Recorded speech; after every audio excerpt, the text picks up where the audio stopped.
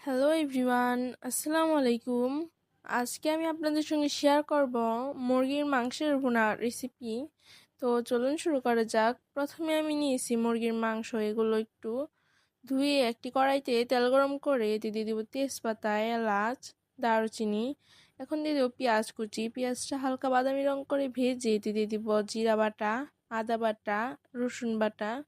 এখন সব কিছু একটু মশলা ভেজে নিয়ে এতে দিয়ে দিব হলুদ গুঁড়ো, মরিচের গুঁড়ো, ধনিয়া গুঁড়ো। এখন আবার একটু মশলাটা কষিয়ে এতে দিয়ে দিব পানি। পানিটা দিয়ে কিছুক্ষণ কষিয়ে এতে লবণ দিয়ে দিব। এখন মাংসগুলো আমি দিয়ে দিব। মাংসগুলো দিয়ে কিছুক্ষণ কষিয়ে এতে পানি দিয়ে রান্না করে নামিয়ে নিব।